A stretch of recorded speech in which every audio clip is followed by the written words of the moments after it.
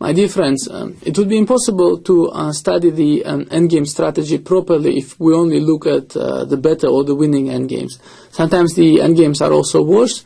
They also have to be defended sometimes. And now I would like you to pay close attention to my game against Adams from Linares 2005. You see I'm pawn down here. I'm playing black, and white is also very active in the center and also has this dangerous queen-knight combination.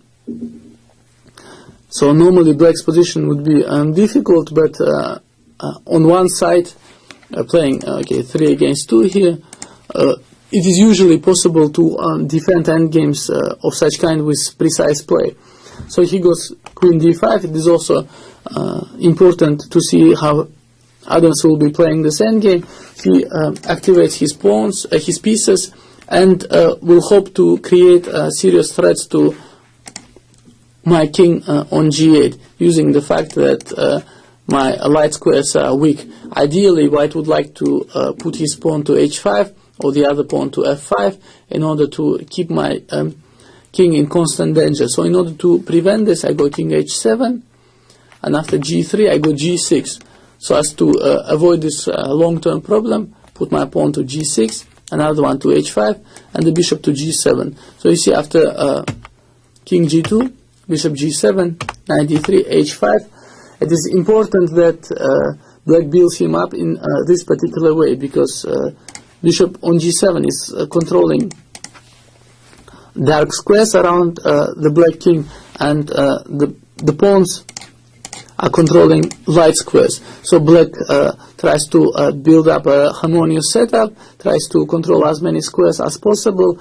And in fact, the drawback of this kind of setup is that now the pawns cannot be defended by the bishop anymore, but black believes he has sufficient resources to defend them. Otherwise, white proceeds with his very dangerous plan of activity, goes knight f4. Now he tries to go to e6 with his knight, and unfortunately this has to be allowed.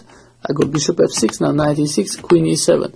You see, black is passive and just tries to hold his own. Sometimes, unfortunately, also the passive defense is necessary. The queen from e7 controls some squares but cannot be activated so easily. But also for white it is not easy to break through. In the long run he can try to play against the pawn on g6. But we saw that if white just is attacking this by his pieces alone, then I can usually protect it from e8 with my queen. So not so easy also for white to do progress. And it should be remembered that normally if I manage to exchange queens, then 2 against 3 on the king side is a draw. So how should he proceed? He could proceed with f4, for instance. But then after queen a3, I create some threats of perpetual check. So after queen d7, queen e7, little has happened. And as I mentioned, the endgame like this, followed by king g8, king f7, is usually a draw. So he, despite his activity, he also has problems in finding a plan. He played h4. In a way, this is making his pawns less flexible, but now he wanted to fix my pawns on the light squares so as to be able to attack them later on with the plan f4, f5. But I noticed that f4, f5 is a dangerous plan and started to think what I could do against it. The thing is that the square f7 is badly accessible for me because of knight g5 check, and I'm losing material, so it is not so easy to do something against it. The other plans at his disposal could be here playing g4, and although this exchanges some pawns, usually this is to the advantage of the defender, still here the king on h7 might have become more vulnerable, and after the plan f4 g5 the king goes to g4, maybe white would have been able also to use the h file to annoy the black king. This looks to me like a promising plan, but also in the game white played h4, queen e8, we maneuvered for a while, and then with a king on h3, I noticed that the threat f4, f5 is very serious. At the end, I'm getting problems with my h5 pawn, and decided that at any cost, I have to be able to put my queen to f7. So I went king g8. It looks extremely dangerous to allow the discovered check, but on the other hand, white cannot profit from this. So you see, after knight g5, I simply go to g7, and otherwise after knight f4, I'm also able to go to g7 and follow by queen f7 without any major problems. And here he went f4, queen f7, and f5.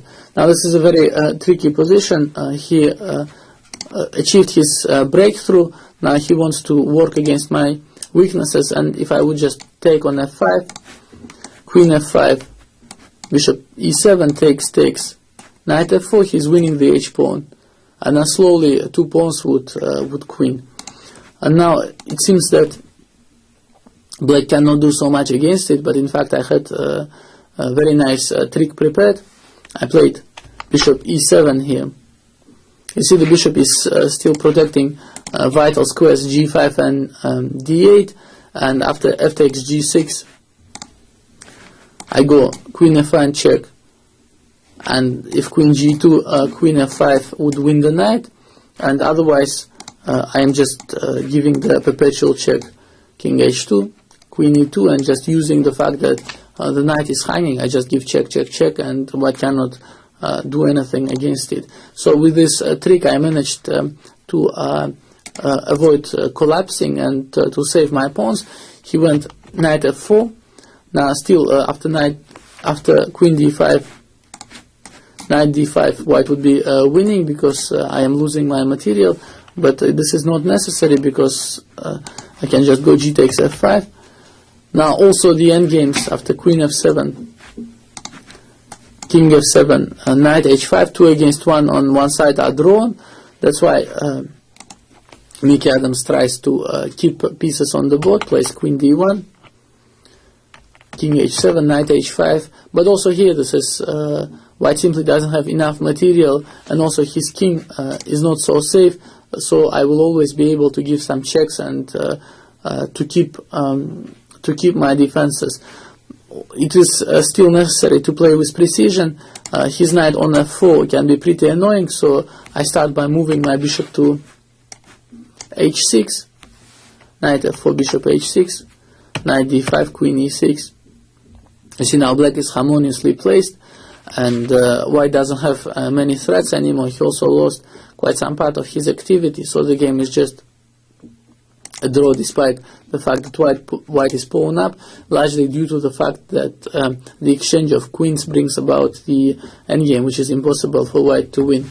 So we're just standing around, queen e5, queen e6, and now Adams admitted that there is no realistic chance of winning, and offered a draw after queen d3. So this is the example of how the passive positions are to be defended. You do not lose your patience. You try to take care about your opponent's possibilities, and also try to see what you can do against them. Place your pieces well, your pawns well, and do not lose hope. And then also the endgames, which look pretty bad, like it certainly did in this case, can be saved.